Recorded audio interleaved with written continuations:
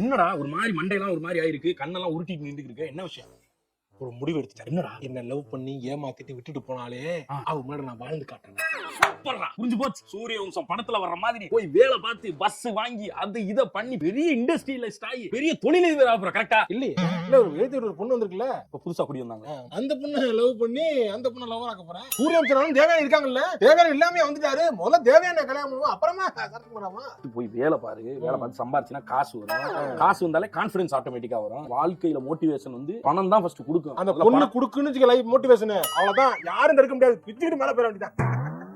அப்படி வேலைக்கெல்லாம் போக மாட்டேன். இல்ல முதல்ல தேவையான அப்புறம் தான் மத்ததெல்லாம். அப்ப வேலைக்கு போக மாட்டேன். தேவையான வந்தா தான் பஸ்ஸே வாங்க முடியும். அப்புறம் தான் வேலை பார்த்து முன்னேற முடியும்.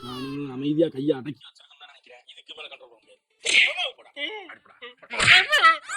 பொம்பளை புள்ளைய கரெக்ட் பண்ணி லவ் பண்றதுதான் ஒரு பெரிய உயரிய லட்சியமாக